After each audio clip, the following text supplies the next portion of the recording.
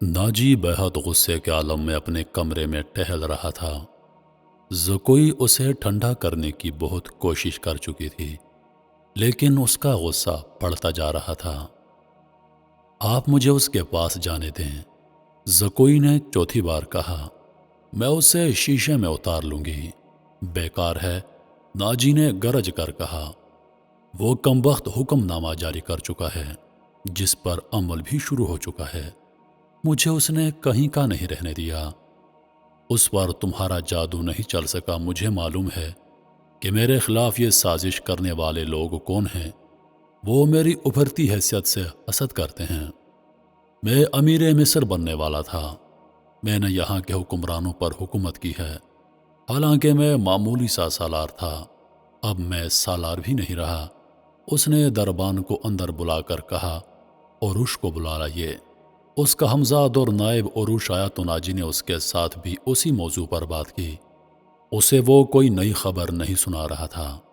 عروش کے ساتھ وہ صلاح الدین ایوبی کے نئے حکم نامے پر تفصیلی تبادلہ خیالات کر چکا تھا، مگر دونوں اس کے خلاف کوئی کارروائی سوچ نہیں سکے۔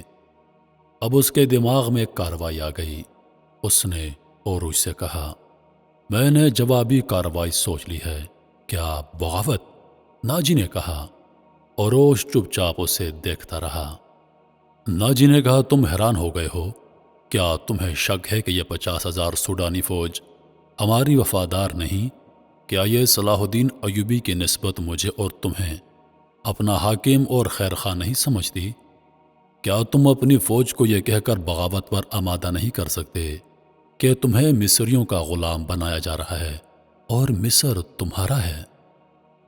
عروش نے گہری سانس لے کر کہا، میں نے اس اقدام پر غور نہیں کیا۔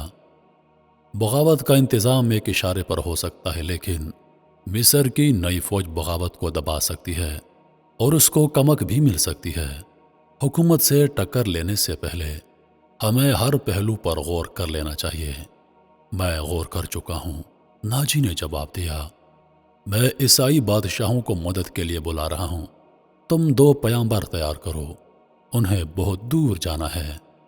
آؤ اور میری باتیں غور سے سن لو۔ زکوئی، تم اپنے کمرے میں چلی جاؤ۔ زکوئی اپنے کمرے میں چلی گئی اور وہ دونوں ساری رات اپنے کمرے میں بیٹھے رہے۔ صلاح الدین ایوبی نے دونوں فوجوں کو مدغم کرنے کا وقت 7 روز مقرر کیا تھا۔ کاغذی کارروائی ہوتی رہی۔ ناجی پوری طرح تعاون کرتا رہا۔ 4 روز گزر چکے تھے۔ اس دوران ناجی ایک بار پھر صلاح الدین ایوبی سے ملا، لیکن اس نے کوئی شکایت نہ کی۔ تفصیلی رپورٹ دے کر صلاح الدین ایوبی کو مطمئن کر دیا کہ 7ویں روز دونوں فوجیں ایک ہو جائیں گی۔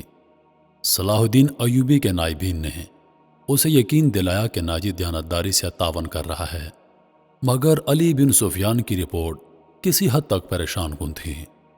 اس کی انٹیلیجنس سروس نے رپورٹ دی کہ سوڈانی فوج کی سپاہیوں میں بے اطمینانی سی پائی جاتی ہے۔ وہ مصری فوجوں میں مدغم ہونے پر خوش نہیں۔ ان کے درمیان یہ افواہیں پھیلائی جا رہی تھیں کہ مصری فوج میں مدغم ہو کر ان کی حیثیت غلاموں کی طرح ہو جائے گی۔ انہیں مال غنیمت بھی نہیں ملے گا، اور سب سے بڑی بات یہ کہ انہیں شراب کی اجازت نہیں ہوگی۔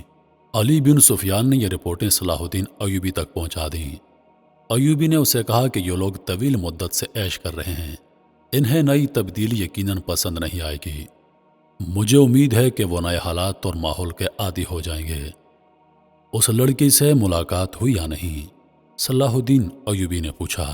نہیں، علی نے جواب دیا، اس سے ملاقات ممکن نظر نہیں آتی۔ میرے آدمی ناکام ہو چکے ہیں۔ ناجی نے اسے قید کر رکھا ہے۔ اس سے اگلی رات کا واقعہ ہے۔ رات ابھی ابھی تاریک ہوئی تھی۔ زکوئی اپنے کمرے میں تھی۔ ناجی عروش کے ساتھ اپنے کمرے میں تھا۔ اسے گھوڑوں کے قدموں کی آوازیں سنائی دیں۔ اس نے پردہ ہٹا کر دیکھا۔ باہر کے چراغوں کی روشنی میں اسے 2 گھوڑ سوار گھوڑوں سے اترتے دکھائی دیے۔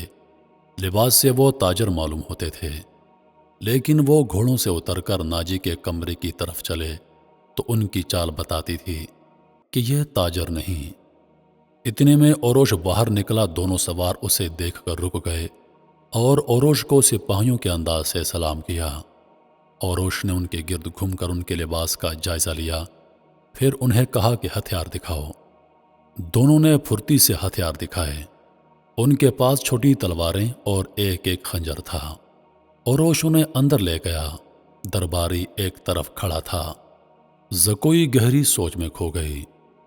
وہ کمرے سے نکلی اور ناجی کے کمرے کا رخ کیا، مگر دربان نے اسے روک لیا اور کہا کہ اسے حکم ملا ہے کہ کسی کو اندر جانے کی ضرورت نہیں۔ زکوئی کو ایسی حیثیت حاصل ہو گئی تھی کہ وہ کمانڈروں پر بھی حکم چلانے لگی۔ دربان کے رکنے سے وہ سمجھ گئی کہ کوئی خاص بات ہے۔ اسے یاد آیا کہ 2 راتیں پہلے ناجی نے اس کی موجودگی میں اوروش سے کہا تھا، میں عیسائی بادشاہوں کو مدد کے لیے بلا رہا ہوں، تم 2 پیامبر تیار کرو، انہیں بہت دور جانا ہے۔ اور پھر اس نے زکوئی کو اپنے کمرے سے چلے جانے کو کہا تھا، اور اس نے بغاوت کی باتیں بھی کی تھیں۔ یہ سب کچھ سوچ کر وہ اپنے کمرے میں واپس چلی گئی۔ اس کے اور ناجی کے کمرے کے درمیان ایک دروازہ تھا جو دوسری طرف سے بند تھا۔ اس نے اس دروازے کے ساتھ کان لگا دیے۔ ادھر کی آوازیں دھیمی تھیں، اسے کوئی بات سمجھ نہ آئی۔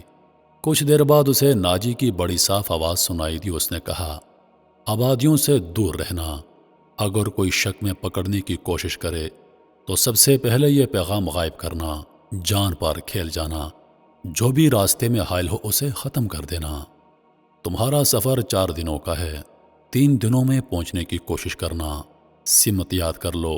شمال مشرق دونوں آدمی باہر نکلے۔ زکوئی بھی باہر آ گئی۔ اس نے دیکھا وہ دونوں گھوڑوں پر سوار ہو رہے تھے۔ ناجی اور اوروش بھی باہر کھڑے تھے۔ سواروں کو الوداع کہنے نکلے ہوں گے۔ سوار بہت تیزی سے روانہ ہو گئے۔ ناجی نے زکوئی کو دیکھا تو اسے بلا کر کہا، میں باہر جا رہا ہوں، کام بہت ہے، تم آرام کرو، اگر اکیلے دل نہ لگے تو حرم میں گھوم پھر آنا۔ ہاں، زکوئی نے کہا، جب سے آئی ہوں باہر نہیں نکلی۔ ناجی اور اوروش چلے گئے۔ زکوئی نے چغا پہنا، کمر بند میں خنجر رکھا اور حرم سے باہر نکل گئی۔ وہ جگہ چند 100 گز دور تھی۔ وہ ناجی پر یہ ظاہر کرنا چاہتی تھی کہ وہ کمرے میں گئی تھی۔ دربان کو بھی اس نے یہی بتایا۔ کمرے میں داخل ہوئی تو وہاں کے رہنے والیوں نے اسے حیران ہو کے دیکھا۔ وہ پہلی مرتبہ وہاں پر گئی تھی۔ سب نے اس کا استقبال احترام اور پیار سے کیا۔ ان 2 لڑکیوں نے بھی اسے خوش آمدید کہا جو اسے قتل کروانا چاہتی تھیں۔ زکوئی سب سے ملی، ہر ایک کے ساتھ باتیں کی اور واپس چل پڑی۔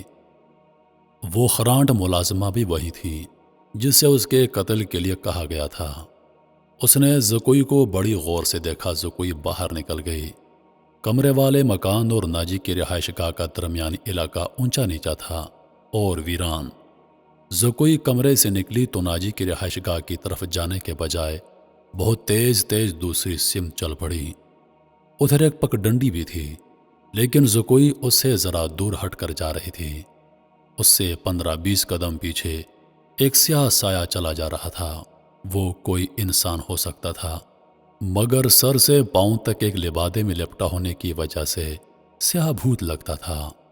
زکوئی کی رفتار تیز ہوئی تو اس بھوت نے بھی اپنی رفتار اس سے تیز کر دی۔ آگے گھنی جھاڑیاں تھیں۔ زکوئی ان میں روپوش ہو گئی۔ سیاہ بھوت بھی جھاڑیوں میں غائب ہو گیا۔ وہاں سے کوئی 300 گز آگے صلاح الدین ایوبی کی رہائش گاہ تھی، جس کے گرد فوج کے اعلیٰ رتبوں کے افراد رہتے تھے۔ زکوئی کا رخ ادھر ہی تھا۔ وہ گھنی جھاڑیوں میں سے نکلی ہی تھی کہ بائیں طرف سے سیاہ بھوت اٹھا۔ چاندنی بڑی صاف تھی، پھر بھی اس کا چہرہ نظر نہیں آتا تھا۔ اس کے پاؤں کی آہٹ بھی نہیں تھی۔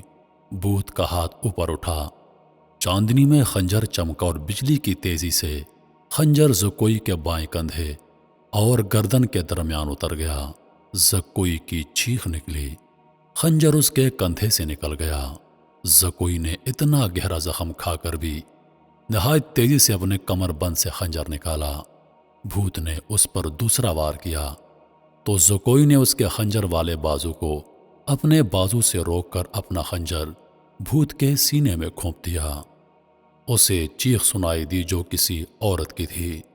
زکوئی نے اپنا خنجر کھینچ کر دوسرا وار کیا جو بھوت کے پیٹ میں اتر گیا۔ اس کے ساتھ ہی اس کے اپنے پہلو میں خنجر لگا، لیکن وہ زیادہ گہرا نہیں اترا۔ بھوت چکرا کر گرا۔ زکوئی نے یہ نہیں دیکھا کہ اس پر حملہ کرنے والا کون تھا۔ وہ دوڑ پڑی، اس کے جسم سے خون بہت تیزی سے بہہ رہا تھا۔ صلاح الدین ایوبی کا مکان اسے چاندنی میں نظر آنے لگا۔ آدھا فاصلہ طے کر کے اسے چکر آنے لگے۔ اس کی رفتار سست ہونے لگی۔ اس نے چلانا شروع کر دیا، علی ایوبی، علی ایوبی۔ اس کے کپڑے لال سرخ ہو گئے تھے اور وہ بڑی مشکل سے قدم گھسیٹ رہی تھی۔ اس کی منزل تھوڑی دور رہ گئی تھی، جہاں تک پہنچنا اس کے لیے ممکن نہیں تھا۔ وہ مسلسل صلاح الدین ایوبی، علی بن سفیان کو پکار رہی تھی۔ قریب کہیں ایک گشت کرنے والا پھر رہا تھا۔ اسے اس کی آوازیں سنائی دی تو وہ دوڑ کر پہنچا۔ زکوئی اس پر گر پڑی اور کہا، مجھے امیر مصر تک پہنچا دو، بہت جلدی، بہت جلدی۔ گشت کرنے والے نے اس کا خون دیکھا تو اسے پیٹھ پر لاد کر دوڑ پڑا۔ صلاح الدین ایوبی اپنے کمرے میں بیٹھا علی بن سفیان سے رپورٹ لے رہا تھا۔ اس کے 2 نائب موجود تھے۔ یہ رپورٹیں کچھ اچھی نہیں تھیں۔ علی بن سفیان نے بغاوت کے خدشے کا اظہار کیا تھا، جس پر غور ہو رہا تھا۔ دربان گھبراہٹ کے عالم میں اندر آیا اور بتایا، ایک سپاہی ایک زخمی لڑکی کو اٹھائے باہر کھڑا ہے، کہتا ہے یہ لڑکی امیر مصر سے ملنا چاہتی ہے۔ یہ سنتے ہی علی بن سفیان کمان سے نکلے تیر کی طرح باہر نکل گیا۔ اس کے پیچھے صلاح الدین ایوبی دوڑا۔ اتنے میں لڑکی کو اندر لے آئے۔ صلاح الدین ایوبی نے کہا، طبیب اور جراح کو فوراً بلاؤ۔ لڑکی کو صلاح الدین ایوبی نے اپنے پلنگ پر لٹا دیا۔ ذرا سی دیر میں پلنگ پوش خون سے لال ہونے لگا۔ کسی کو نہ بلاؤ، لڑکی نے نحیف آواز میں کہا، میں اپنا فرض ادا کر چکی ہوں۔ تمہیں زخمی کس نے کیا ہے زکوئی؟ علی بن سفیان نے پوچھا۔ پہلے ضروری باتیں سن لو، زکوئی نے کہا۔ شمال مشرق کی طرف سوار دوڑا دو۔ 2 سوار جاتے نظر آئیں گے، دونوں کے چوغے بادامی رنگ کے ہیں۔ ایک کا گھوڑا بادامی اور دوسرے کا سیاہ ہے۔ وہ تاجر لگتے ہیں، ان کے پاس سالار ناجی کا تحریری خط ہے، یہ جو عیسائی بادشاہ فرینگ کو بھیجا گیا ہے۔ ناجی کی یہ سوڈانی فوج بغاوت کرے گی، مجھے اور کچھ بھی معلوم نہیں۔ تمہاری سلطنت سخت خطرے میں ہے۔ ان 2 سواروں کو راستے میں پکڑ لو، تفصیل ان کے پاس موجود ہے۔ بولتے بولتے زکوئی کو غش آنے لگے۔ 2 طبیب آ گئے۔ انہوں نے زکوئی کا خون بند کرنے کی کوشش کی، اس کے منہ میں دوائیاں ڈالیں، جن کے اثر سے وہ بولنے کے قابل ہو گئی۔ وہ ضروری پیغام دے چکی تھی۔ اس کے بعد اس نے دوسری ساری باتیں سنائیں، مثلا ناجی نے اوروش کے ساتھ کیا کیا باتیں کیں، اسے کس طرح اپنے کمرے میں بھیج دیا گیا تھا، ناجی کا غصہ اور بھاگ دوڑ، 2 سواروں کا آنا وغیرہ۔ پھر اس نے بتایا کہ اسے کچھ معلوم نہیں، اس پر حملہ کرنے والا کون تھا۔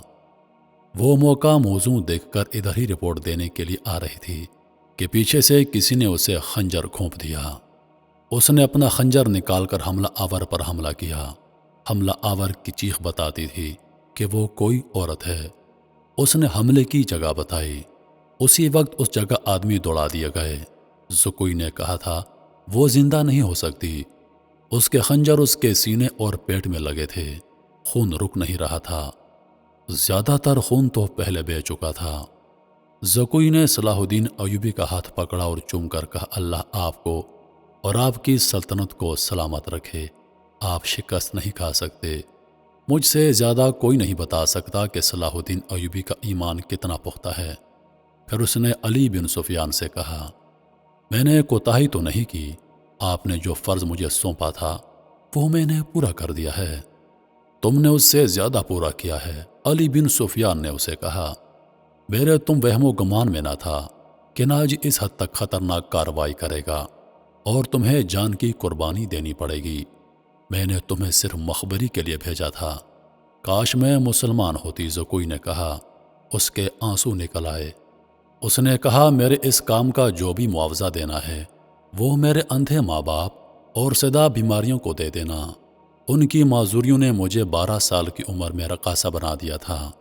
زکوئی کا سر ایک طرف ڈھلک گیا، آنکھیں آدھی کھلی رہیں اور ہونٹ ایسے بند ہو گئے جیسے مسکرا رہی ہو۔ طبیب نے نبض پر ہاتھ رکھا اور صلاح الدین ایوبی کی طرف دیکھ کر سر کو ہلایا۔ زکوئی کی روح اس کے زخمی جسم سے آزاد ہو گئی تھی۔